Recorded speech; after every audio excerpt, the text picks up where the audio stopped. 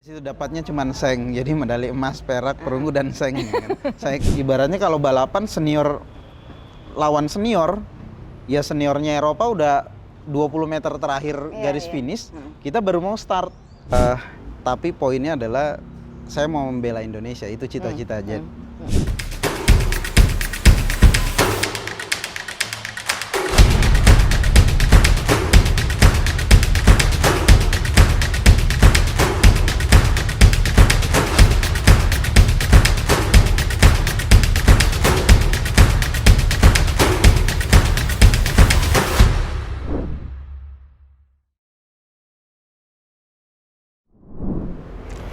Halo teman-teman Rope to Rope, Sari Widuri balik lagi dan sekarang ada di satu tempat. Sekarang gue lagi ada di base camp Panjat Tebing Indonesia. Nah, dan sekarang ada teman gue Hendra Basir. Ini kalau gue memperkenalkan dia sebagai salah satu behind the scene dari tim nasional Indonesia, betul ya? Bolehlah dibilang begitu bantu-bantu. Kan ya? Jadi kalau kita bicara mengenai Rope to Rope, banyak sekali yang memang bisa kita bicarakan, salah satunya juga adalah panjat tebing. Hendra Basir ini sekarang adalah pelatih timnas Indonesia di panjat tebing. Sudah banyak membuahkan hasil dan kita akan ngobrol siapakah dia. Mungkin jarang kelihatan, tapi sebenarnya di balik layar pemanjat-pemanjat Indonesia ini adalah beliau. Apa kabar Hendra? Alhamdulillah. Lagi sibuk? Baik. Ya sekarang kita lagi fokus latihan aja. Persiapan ke depan banyak kayaknya ya? Ya persiapannya untuk tahun depan kualifikasi Olimpiade. Kualifikasi Olimpiade. Tapi yang pertama yang gue juga pengen tanya adalah lu bisa cerita nggak sih dari masa kecil lu dulu nih? Karena penasaran banget seorang Hendra Basir yang kemudian menjadi pelatih tim panjat tebing nasional, bahkan kalau ngobrol-ngobrol dan gue tahu lo pasti kan sudah cukup mendunia gitu kan ya. Yang konon katanya nggak pernah pulang kampung ke Palopo. Nah itu awalnya gimana Jarang sih? pulang kampung. Memang seneng di dunia outdoor gitu atau berawal dari mana tuh? Iya, kalau dari kecil kan kakek saya kebetulan tentara. Gitu. Ya cita-citanya juga mau jadi tentara bela Indonesia lah. Cuman karena masalah tinggi badan dan teman-temannya itu, lagi pula saya nggak daftar juga, belum daftar. Tapi poinnya adalah saya mau membela Indonesia, itu cita-cita aja masa kecilnya.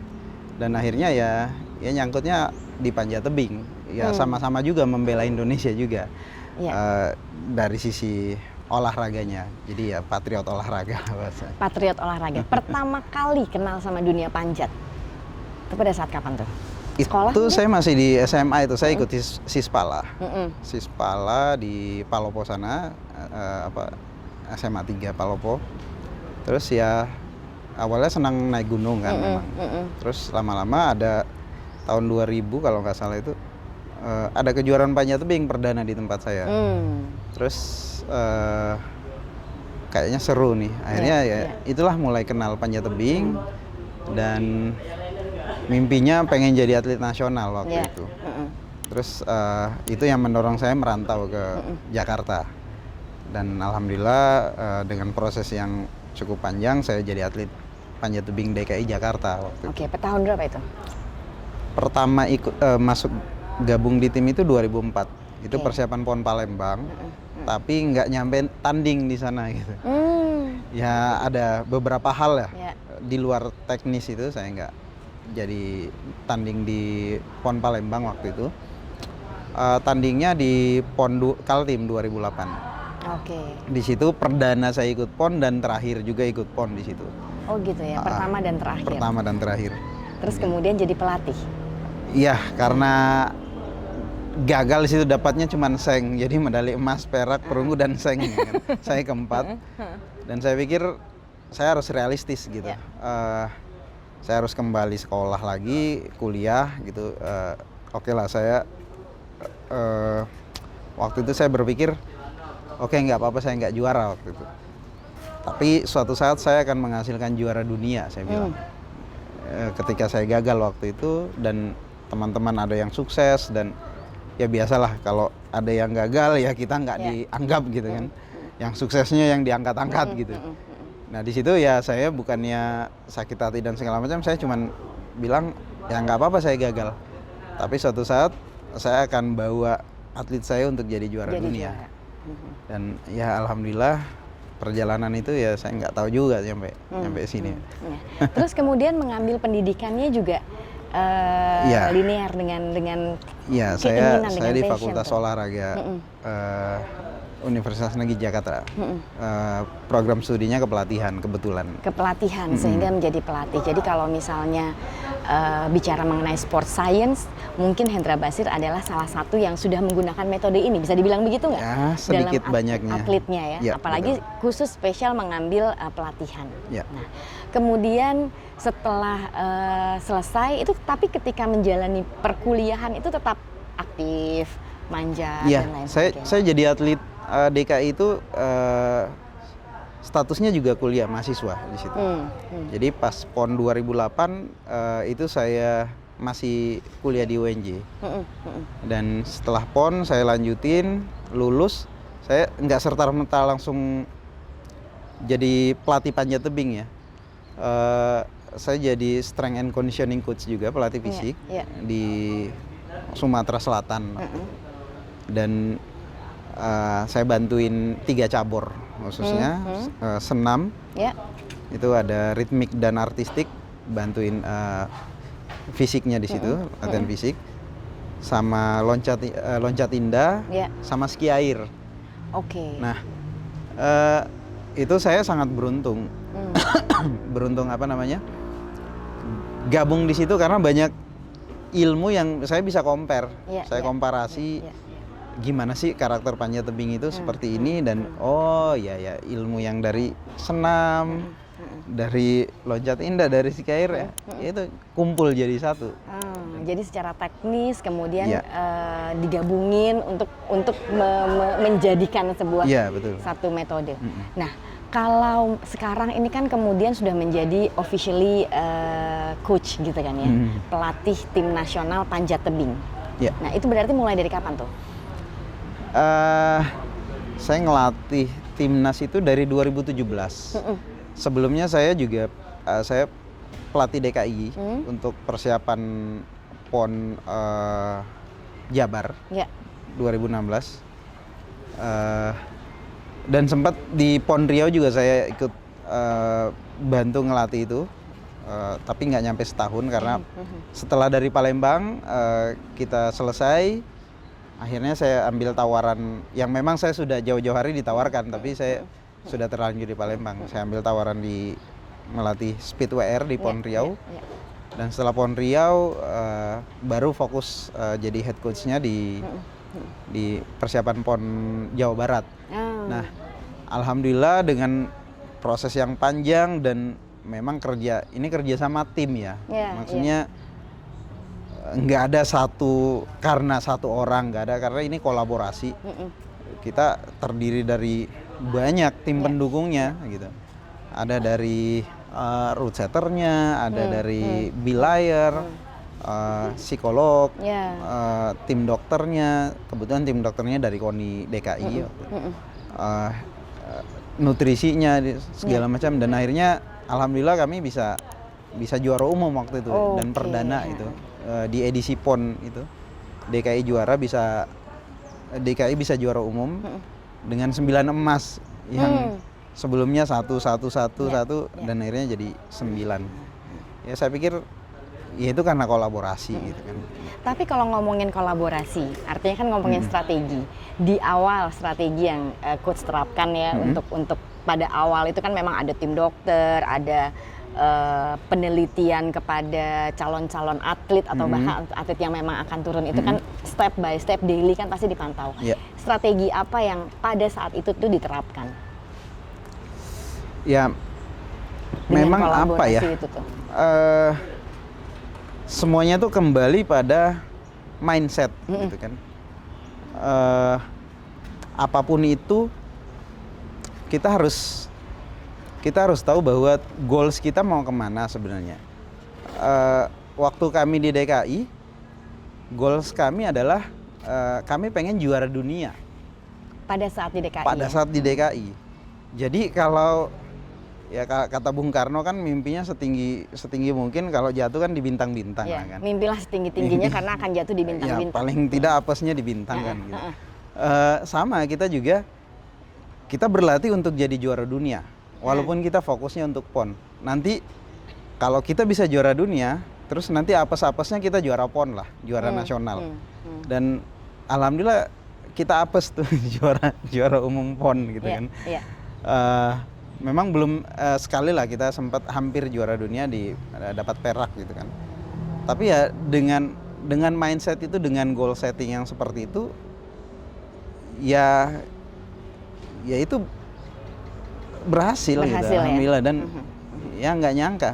Nah, karena keberhasilan itu yang ya mungkin federasi ya menghubungi saya untuk jadi salah satu tim pelatih nasional gitu kan. Dan saya pikir saat itu memang sesuatu hal yang sangat gimana ya, agak sulit untuk nembus itu sebenarnya. Agak sulit pada saat itu agak sulit gitu. Ya. Karena saya juga bukan pengurus pusat gitu kan. Ya, saya cuman pelatih biasa, saya tidak gabung di kepengurusan DKI juga. Jadi saya fokus cuman melatih saja. Tapi memang ya rezekinya Tuhan seperti itu. Dan senang menjalankannya. Ya, saya ya? dimanapun itu saya apalagi di tim nasional yang jelas-jelas saya pasti bela negara gitu kan. Di DKI pun saya berpikirnya kita harus bela negara gitu kan. Dan benar-benar dipercayakan di tim nasional untuk bela negara, ya apa yang saya cita-citakan waktu kecil itu ya terjadi gitu. Iya. Nah, bicara mengenai posisi yang kemudian tadi kan coach bilang ya memang sudah diberikan oleh Tuhan gitu kan. Tapi kan paling tidak kan ada tim juga. Selain tim, artinya coach juga memang oke kan gitu. Maksudnya memang sudah punya pengalaman yang memang harus juga ada di situ. Pernah nggak terjadi ada konflik atau misalnya kan ini kan juga bukan kerja sendiri, bukan kerja yang mudah sesungguhnya gitu loh. Bagaimana tuh mengendalikan tim pemasaknya ini untuk solid, untuk membuat satu adik-adik dan atlet-atlet ini semuanya menjadi baik? Kalau yang pertama sih yang kita mulai adalah pembentukan tim. Dan dari pembentukan tim itu yang pertama adalah tim pendukung, tim ofisial. Jadi misalkan saya diberi amanah sebagai kamu pegang tim DKI waktu itu atau sekarang tim nasional. Yang saya susun dulu adalah tim kepelatihannya. Itu terdiri dari pelatih ini fokus kemana. Terus kebetulan di sport science sendiri ada tim psikolognya, ada tim dokternya, ada tim strength and conditioningnya, nutrisinya. Itu terbentuk dulu. Kita samain persepsi dulu. Memang di awal-awal ada storming lah, berdebat ini nggak bisa seperti ini, harus begini. Lama-lama kan ketemu ujungnya gitu kan. Terus kalau sudah bonding, baru kita bikin formulanya, bagaimana rekrutmen atletnya, seperti itu.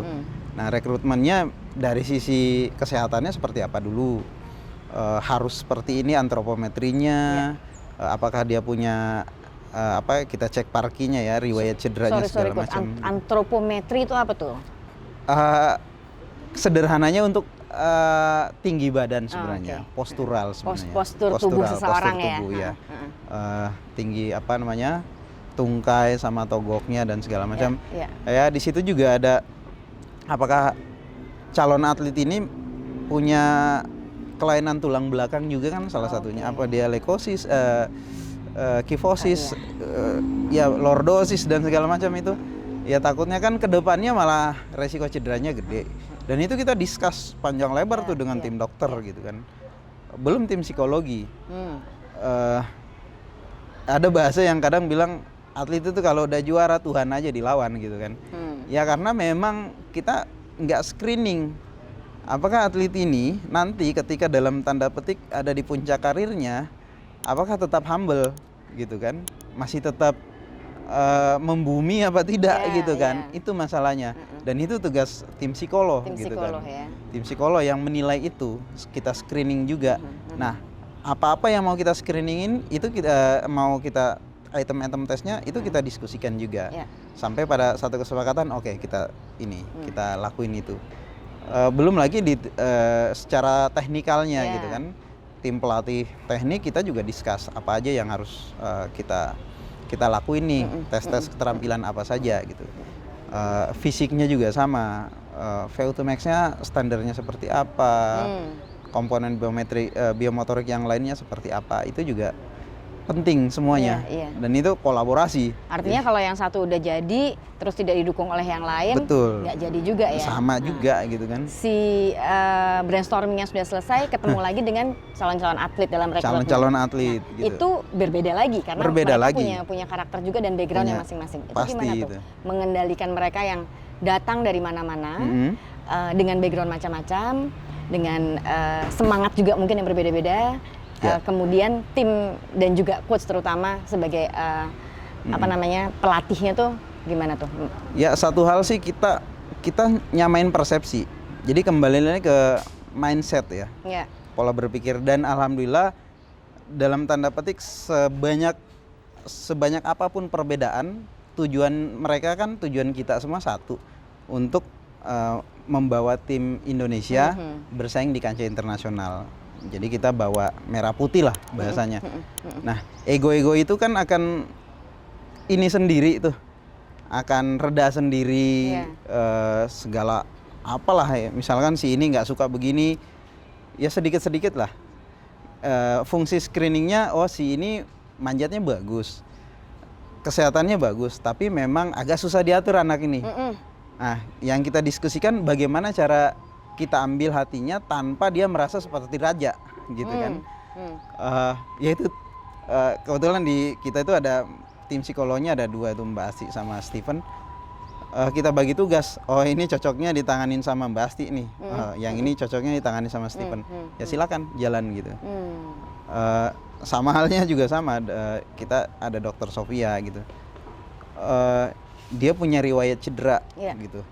Kita cek lagi apakah dia punya potensi untuk cedera lagi atau tidak gitu kan. Nah, itu tugasnya tim dokter juga, kebetulan ada 2, Dokter Sofia dan Dokter Levina kalau di tim nasional. Ya begitulah. Akhirnya ya kita komunikasi lah semuanya. Berarti tugas lu betul berat juga ya. Harus betul-betul daily mungkin memperhatikan masing-masing atlet. Karena kan mereka juga mungkin hobinya ada yang masih suka tidur malam gitu atau bagaimana, itu kan juga mempengaruhi ya. Pasti. Jadi memang orang-orang ngelihat saya itu, saya pelatih galak gitu kan. Galak, arogan dan segala macam. Itu yang gue baru mau tanya. Jadi orang-orang melihat lo sebagai coach yang baik atau coach yang galak? Orang ngelihatnya saya seperti itu, tapi kan sebenarnya saya dalam tanda petik menegakkan aturan yang sudah disepakati di awal. Jadi memang kalau persepsinya bahwa di tim nasional ini seperti terpenjara, ya sudah, kita nggak cocok gitu kan. Karena biar bagaimanapun kalau mau jadi atlet yang hebat, itu semua tiga hal ini, latihannya, makannya dan istirahatnya ini harus bareng semua. Nggak bisa cuman latihan keras tanpa didukung istirahat yang cukup. Nggak bisa cuman latihan dan istirahat tanpa asupan nutrisi juga yang bagus gitu kan. Jadi harus bareng tuh.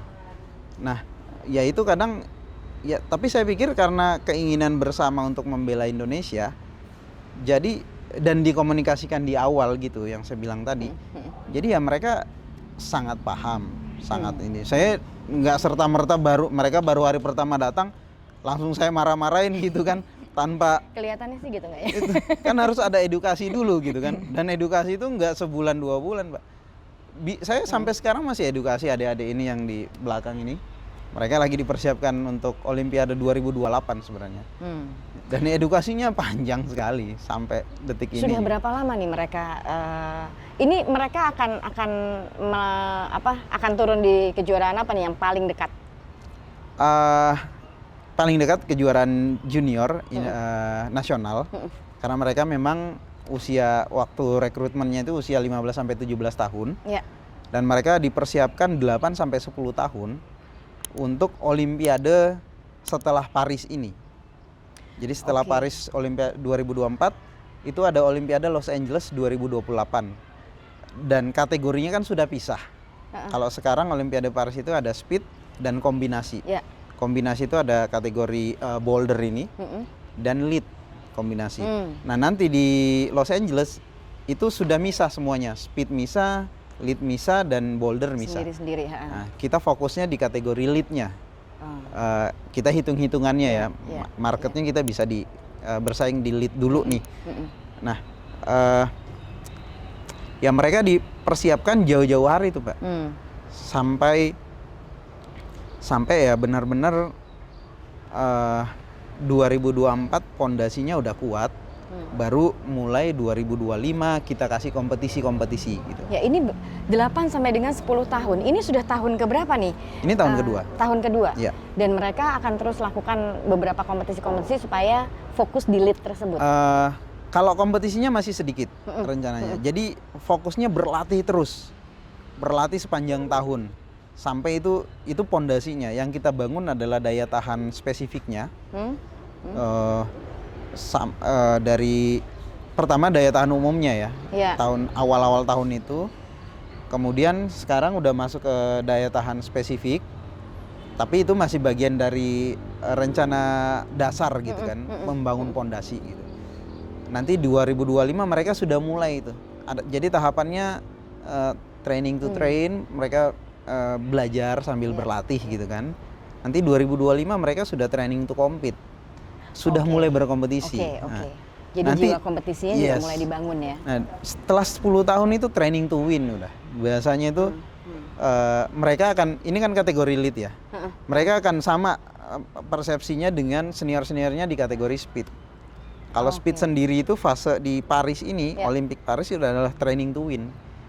Mereka berlatih untuk menjadi juara Olimpiade. Dan Indonesia kan lumayan megang tuh ya kalau di speed. Insya Allah gitu, mudah-mudahan. Dan masih bertahan. Nah, ini yang di lead, jadi memang fase pertama, fase dasar, fase basic, pondasi.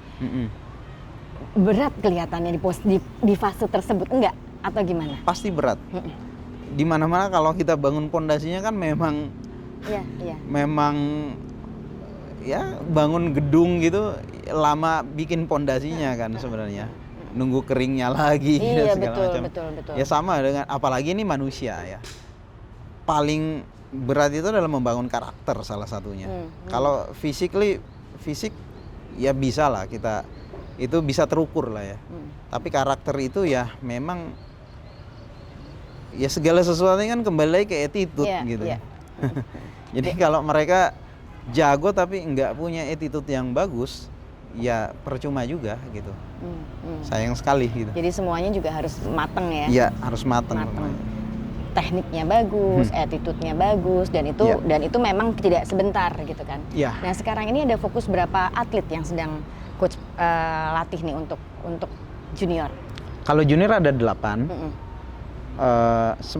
Sebenarnya ada 10 junior dan 10 senior. Tapi ada 2 untuk kategori speednya. Jadi kalau untuk lead ini ada 8 orang, untuk speed sendiri ada 12. Jadi total atlet timnas sekarang itu ada 20 orang, 10 putra dan 10 putri. 10 putra dan 10 putri yang memang sekarang masih dalam proses pondasi ini sampai untuk nanti leadnya, akhirnya, untuk akhirnya nanti menjadi juaranya gitu kan ya. Amin. Nah, target nasional untuk internasional pastinya kan ya. Kemudian kedepannya sendiri setelah yang ini nih, kalau dibilang Coach Hendra kan memang cukup berhasil ya dari cukup lama menelurkan atlet, kemudian membawa kemenangan gitu kan ya. Sampai nanti Olimpiade tahun berapa? Paris 2024. 2028 ya. Artinya mereka tetap menjadi junior atau sudah menjadi senior pada saat itu? Targetnya adalah 2025 itu mereka sudah bertransformasi menjadi atlet elit senior Indonesia. 2025 mereka sudah jadi 2025 gitu. Jadi mereka pada awal-awal rekrutmennya memang nggak ada yang kenal gitu. Nggak ada yang kenal. Sekarang mereka sudah bersaing dengan seniornya. Bahkan ada beberapa yang levelnya sama lah gitu kan. Dengan atlet elit Indonesia seniornya gini. Oke. Tapi kita nggak berhenti sampai di situ, karena memang kita panjang prosesnya, Sangat panjang. sangat ya? panjang, dan memang akan dari awalnya sudah banyak kontroversi, kenapa mereka yang masuk dan segala macam. Tapi memang secara realistisnya bahwa kategori lead dan boulder ini kita amat sangat jauh dengan negara-negara Eropa sana, bahkan Asia, Jepang dan Korea gitu kan, kita sangat jauh. Jadi kalau ibaratnya kalau balapan senior lawan senior, ya seniornya Eropa udah 20 meter terakhir garis finish, kita baru mau start. Jadi paling tidak ya kita balapan dengan juniornya. Walaupun juniornya Eropa mungkin selangkah 2 langkah lebih Masih maju dari di depan kita juga gitu. ya. Tapi itu masih realistis lah dikejar. Kita melakukan akselerasi di sini kan. Mereka ya sangat berat latihannya gitu. Nah, membentuk membentuk mindset optimis kepada atlet-atlet ini itu juga menjadi satu tugas dari Pasti. Mas Hendra kan ya berarti. Harus. Karena kita membangun lingkungan keunggulan lah istilahnya. lingkungan keunggulan. Lingkungan keunggulan. Kalau saya kutip dari omongan guru kami dulu, Pak Ahmad Sucipto gitu. Itu kita harus membangun lingkungan keunggulan. Jadi apapun itu kalau energinya positif, itu pasti siapapun itu akan menularkan itu energi positif. Iya. Jadi ya kami berlatih dengan ya senang tapi nggak ada tekanan, tanpa tekanan. Ya kalau capek sudah pasti gitu. Tapi kalau capek dan ngeluh ya itu kan lama-lama jadi negatif tuh energinya. Tapi ya Mbak Sari lihat sendiri mereka kalem-kalem semuanya. Gitu. Iya. Iya, keren-keren ya. Nah, yang terakhir banget nih. Yang terakhir banget harapan kemudian untuk dunia panjat tebing Indonesia untuk ke internasional dari Coach Hendra apa? Ya, yang pertama saya mau menyampaikan bahwa tidak mudah untuk jadi juara. Gitu. Ada proses yang panjang dan kami sedang berproses di sini. Kalau namanya proses ya tidak setahun 2 tahun gitu. Jadi kita punya mimpi yang sama dengan orang-orang yang memang merasa lebih layak daripada kami di sini kan. Tapi yang sebenarnya kami tidak mau berdebat tentang itu karena mimpinya kan sama. Jadi apakah menjamin mereka nanti menggantikan kami di sini, misalkan orang-orang yang dalam tanda petik kok ini yang masuk padahal di luar, dan saya juga lebih jago ngelatih dari Hendra Basir gitu kan. Ya nggak masalah siapapun itu. Yang pasti mimpi kita sama dan ya biarkan kami berproses dulu karena tujuannya sebanyak apapun orang terfokus pada tim nasional, belum tentu semuanya doanya bagus-bagus gitu kan. Pasti ada yang ya dalam tanda petik ya sayang dengan tim ini dengan cara yang berbeda gitu kan. Ya paling tidak saya mau menyampaikan di sini bahwa ya apa ya, itu udah jalannya di mana-mana pun ada begitu. Insya Allah panjat tebing Indonesia selama kita lingkungan keunggulannya tetap terjaga, mudah-mudahan kita bisa medali emas Olimpiade Paris 2024 di kategori speed. Itu mimpinya itu. Dan probability-nya amat sangat mungkin kok kita bisa emas itu. Ya kalau ya kan nggak ada yang berharap targetnya perak, buat apa gitu berlatih kalau targetnya perak. Ya kita optimis kita bisa emas Olimpiade dengan probability-nya sekian, kemungkinannya sekian persen gitu kan. Nah itu yang kita optimis terus tuh, jadiin positif. Dibangun terus ya. Itu kita bangun terus. Nah insya Allah kita bisa. Terus yang kedua, ya memang banyak orang berkeinginan bahwa kategori lead dan boulder ini kita bisa juara, harus juara lah gitu. Ya memang kalau speed aja kita butuh 13 tahun untuk juara dunia, apalagi dengan kategori lead ini yang variabelnya sangat banyak. Ya. Variabel dari dari sport industrinya gitu kan. Ya. Jadi jangan sampai olahraga masuk ke ranah politik gitu kan. Bahwa kalau nggak bisa dalam periode tertentu gagal gantikan dan segala macam. Biarkan mereka berproses, sistemnya yang sudah kita bangun tanpa ada kami di sini, silakan jalankan sistem itu. Jadi sport science kan itu sudah berjalan. Ya. Jangan lagi seperti pelatih kungfu zaman dulu gitu kan, drunken master maksudnya. Gurunya lagi mabok-mabokan, Jackie Chan-nya lagi pegang kendi gitu, salah dikit disentil pakai batu kan. Bukan gitu zamannya gitu kan. Jadi ya saya pikir yang lagi dibangun adalah sistem, dan siapapun yang ada dalam sistem itu silakan jalankan kalau dirasa ini bagus ya. Dan saya pikir seluruh dunia juga sama sistemnya, bahkan satu hal lagi, support negara kita ya kebetulan mungkin ya karena Panjat Tebing masuk DBON itu sangat luar biasa loh sekarang gitu. Jadi kita sangat terbantu untuk semua dukungan apapun itu, sangat terbantu. Makanya di negara lain aja belum tentu ada pelatnas jangka panjang ya. Yang setahu saya ada cuman Indonesia dan Cina. Ya mungkin negara-negara lain baru akan segera pelatnas jangka panjang.